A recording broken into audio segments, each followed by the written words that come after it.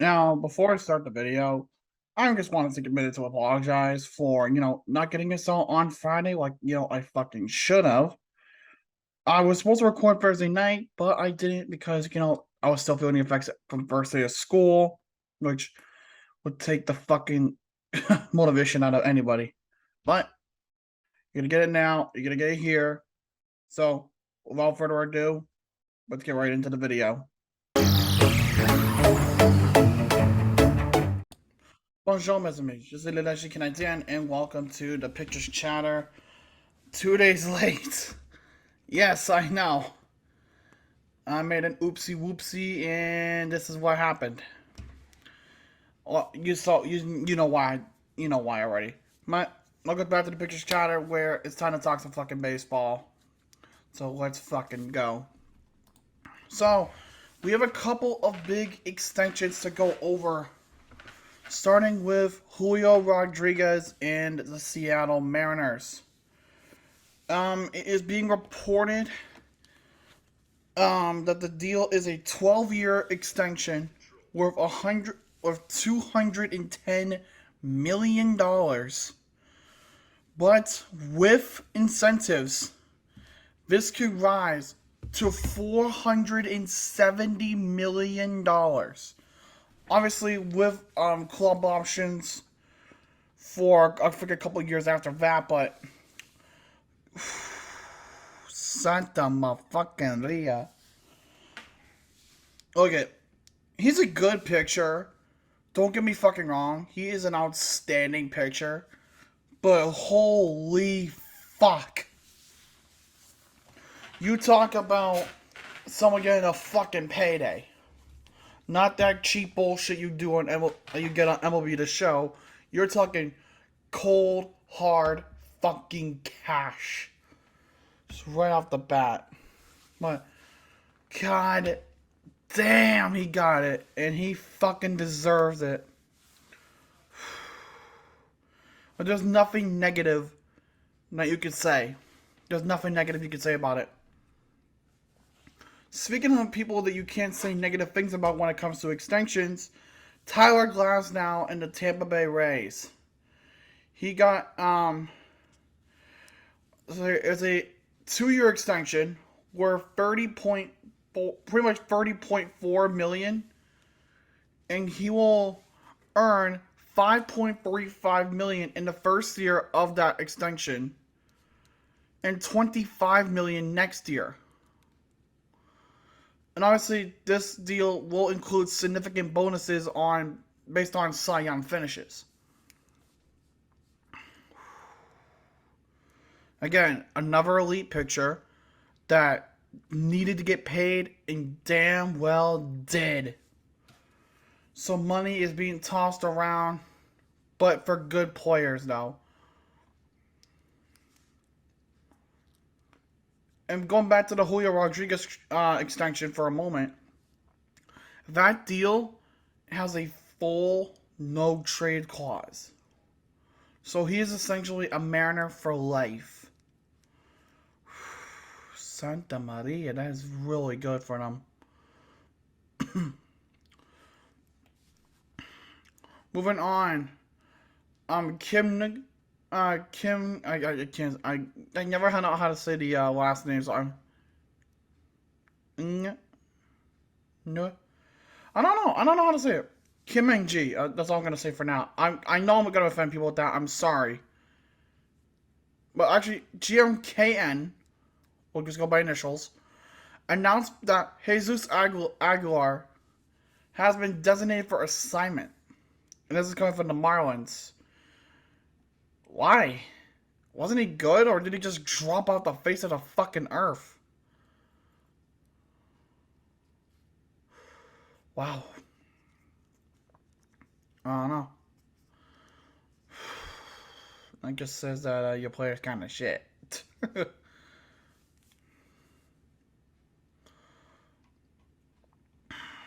I'm telling you, man. Shit's gonna get crazier and crazier from here. What? It just is what it is. But before we go on to the next news thing, I do want to talk about the no-hitter that nearly was. At the time of recording, this is like 2:30 in the morning on Sunday, which is probably when this video is going to come out. Maybe like on, I don't know, depending on how long I finish, but it's going to be going right away. Dylan Cease, who was a pitcher for the White Sox, had a no-hitter going into the ninth. 2 outs in the ninth on a 1-1 count. Ugh, I hate those fucking scenarios. Like, the moment that you're so fucking close, but then the guy just gets a fucking sharp single to left field.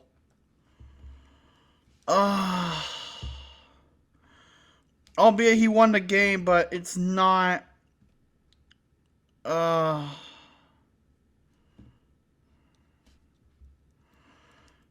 I feel so bad for him. I feel so bad.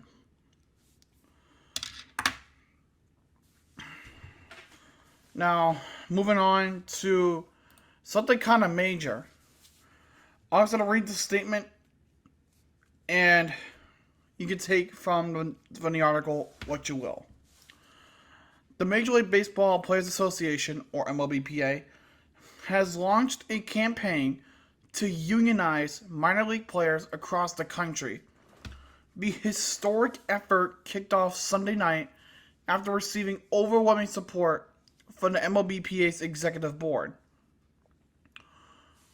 From Executive Director Tony Clark, he said, "Minor leaguers represent our game's future and deserve wages and working conditions that befit elite athletes who entertain millions of baseball fans nationwide. They're an important part of our fraternity, and we want to help them achieve their goals on both on and off the field." The campaign is supported by advocates for minor leaguers, which has served as a voice and resource for players since 2020, bringing heightened attention to the substandard working conditions that exist through the minor leagues. Each member of the advocates for minor leaguer staff has resigned to take on a new role working for the MLBPA. Going back to, no, this is from Harry Marino, who was an outgoing executive director of advocates for minor leaguers. He went on to say, "This generation of minor league players has demonstrated an unprecedented ability to address workplace issues with a collective voice. Joining with the most powerful union in professional sports assures that this voice is heard where it matters the most, at the bargaining table." And then Clark wraps up the statement by saying, "This organizing campaign is an investment in the future of our game and our player fraternity." Now, I understand this wholeheartedly. They want to make sure that the minor league players get treated the same damn way as the major league players do. Because for years, they've been getting treated like shit and have been underutilized to fuck. Shittier pay, shittier work conditions. It's almost as if these players have to take on a second job just to make fucking ends meet. Which isn't fair. Like, these people are trying to achieve their dream of playing in the major leagues, the best baseball league in the world. And they're being subjected to bullshit and mistreatment. I know how I feel in my job now, God. But, like, all jokes aside, like, you cannot help but feel sympathy for these fucking people. Because they are human just like the rest of us. And if you don't support that, then I don't know what the hell your standards are. I don't know. To the Red Sox as we move on. Both their general manager and their manager, Alex Cora and Shane Bloom, respectively, will be returning next season, despite the Red Sox being utter shit. Well, who would have thought? Who the fuck would have thought?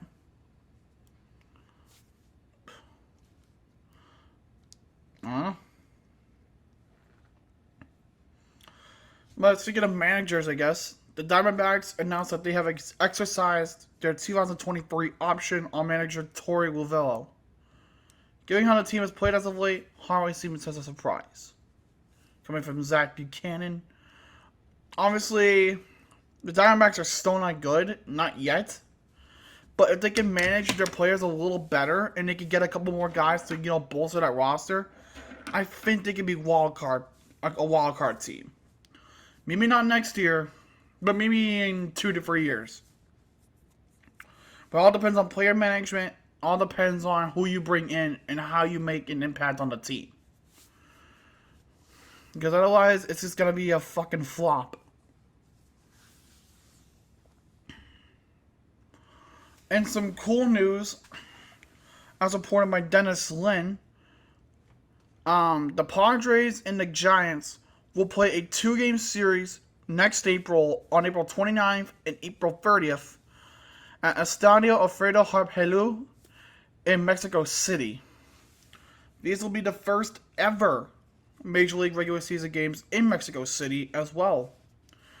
So that's a way to expand the baseball market to other nations, and that is by putting them in a country that has not seen a Major League game. Mexico City, especially. So they actually did a pretty damn good job with that one.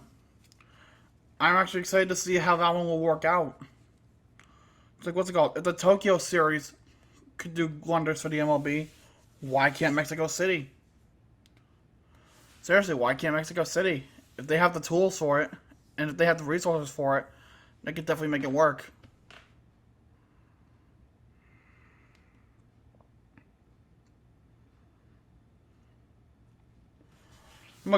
Kind of circling back to Jesus Aguilar, the Orioles have signed Jesus Aguilar because he was designated for the minors. Yeah, apparently you can sign people from there. It's kind of like a waiver system. I don't know. They signed him to a minor league deal and will join the club's taxi squad in Cleveland. He was released by the Marlins. Oh, he was released. Never mind. I thought he was designated for assignment. So he's released. And he had 15 home runs and a 674 on-base plus slugging percentage. On a 777 OPS in 9 seasons. Yikes. That just means that you're not having a good career. To a couple of somber news now, unfortunately, because we do have to talk about it. It's coming from the White Sox, who tweeted out on the 31st, Wednesday, that following a medical evaluation this morning, Chicago White Sox manager Tony La Russa now is scheduled over the coming days to undergo additional testing in Arizona by his personal physicians. Basically, I'm guessing he has some sort of health issues, and he's going to have to take some time off to determine what those are. Maybe I can find an update real quick.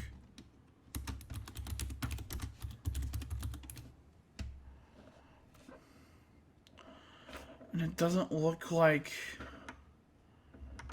So it does not look like there are any updates. What is this?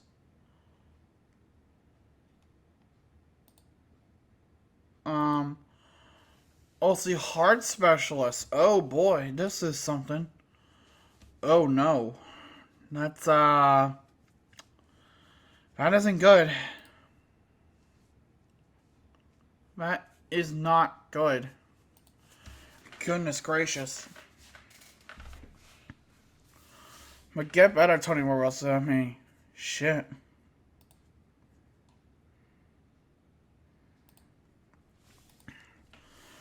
And another piece of somber news. This one a little more somber than the last. Sorry. I'll just read the entire statement. Lee Thomas, Phillies general manager from 1988 to 1997, passed away at his home in St. Louis at the age of 86. As the architect of the club, Thomas was credited with building a roster that captured the National League pennant in 1993, 1 year after they finished in last place. From 1989 to 1993, he acquired John Kirk, Terry Mulholland, Kurt Schilling, Lenny Dykstra, Milt Thompson, Danny Jackson, and many others, setting the stage for the Phillies' improbable run. Ultimately, 80% of the Phillies' postseason roster in 1993 had been acquired via free agency or trade by Thomas. That season, during which he also selected future stalwart first baseman Scott Rowland in the June amateur draft, he was named Sporting News Executive of the Year. Lee was a great man and will be missed incredibly, said Phillies chairman Emeritus Bill Giles. I will never forget all the fun we had watching the 1993 Phillies National League Championship team that he put together. Through his leadership, Lee has left an indelible mark on Phillies history. My love goes out to his wife, Susie, and his entire family. Born James Leroy Thomas on February 5, 1936, in Peoria, Illinois, Lee, as he became known, excelled in basketball, football, and baseball in his high school days. He would wind up with a career in the latter that spanned parts of 6 decades as all player, coach, manager, and executive. A former All-Star who played both outfield and first base, Thomas spent 8 major league seasons with the New York Yankees, the Los Angeles Angels, Boston Red Sox, Atlanta Braves, Chicago Cubs, and Houston Astros. He hit 106 home runs in 1,027 career games, clubbing 20 or more 4 times. In 1962, he was named an American League All-Star, batting with a .290 with 26 home runs and 104 RBIs. Thomas, who first took the field in 1954 in the Yankees organization, wrapped up his playing career in 1970 with the St. Louis Cardinals AAA affiliate. He remained with the Cardinals past his playing days, holding positions as a bullpen coach and manager in the minors, before moving to the front office. Thomas first worked in sales and promotions, then as a traveling secretary, before becoming the club's director of player development in 1980. During his tenure with the Cardinals, the team won 3 pennants in the World Series. He was hired by the Phillies on June 21, 1988, as vice president of player personnel. Thomas was later promoted to vice president, general manager, and finally to senior vice president, general manager in 1992. Following his 9.5-year career stint at the helm of the Philadelphia baseball operations, the 3rd longest in club history, he had spent 6 seasons with the Red Sox as a special assistant to the general manager. He then served as a scout for the Milwaukee Brewers until 2006, and from 2011 to 2018 was with the Baltimore Orioles as a special assistant. Thomas was indeed inducted into the Missouri Sports Hall of Fame in 2008. Thomas is survived by his wife Susie and his sons Matthew, Scott, Deron, and Daryl. Funeral arrangements are pending. You hate to hear about news like that, and unfortunately, it's just not damn time. You hate to see someone that's been a major fundamental piece to your team's history pass away. Rest in peace, sir. May the baseball gods show mercy on you. But moving on from something somber to something despicably bullshit and heinous. Major League Baseball announced today that free agent pitcher Carlos Martinez accepted an 85-game unpaid suspension retroactive to the 19th of June, for violating the league's joint domestic violence, sexual assault, and child abuse policy. When I went to do research on this, it turns out the matter was undisclosed. This guy's a fucking idiot. This guy's a fucking idiot. That's all I'm gonna say. But moving on, back to the somber stuff, but something that's brave. Here's a statement from Austin Meadows.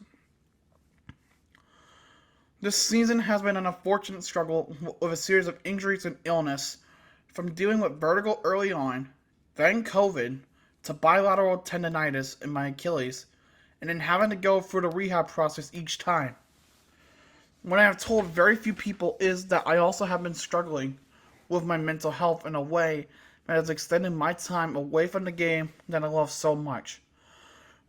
I've been dealing with this privately with a great team of professionals, but I need to continue to put in the hard work off the field towards feeling mentally healthy. Well, I've been back in the clubhouse the past few weeks, and plan to remain with the club through the end of the season. I am still not ready to return to the field.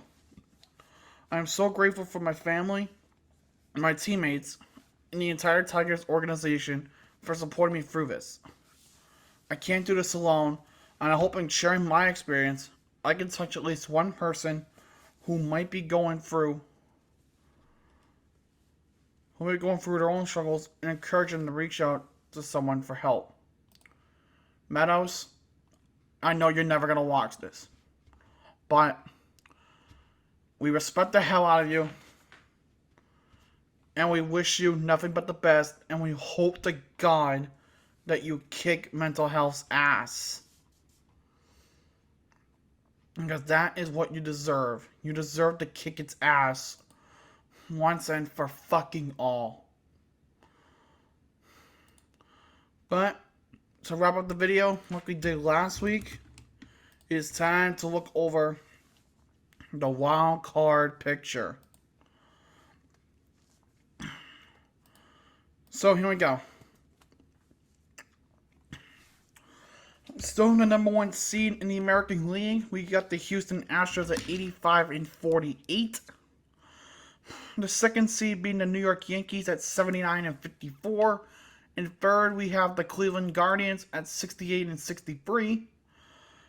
With our wildcard spots being in order: Tampa Bay 74-57, Seattle 75-58, and Toronto 72-59. With the closest three candidates being the Orioles, the Twins, and the White Sox to try to get back up to that spot. Orioles obviously 71-61, Twins at 67-64, and White Sox at 67-66. And they are a game and a half back, 5 games to 6 games back at the threshold, respectively, because I keep forgetting to do this shit. On to the National League. The number one seed right now is the Dodgers at 91-41. The second seed still belongs to the Mets at 85-49. Third seed belongs to the St. Louis Cardinals at 78-55. The wild card kind of goes to shit with the third and fourth seed, but I digress.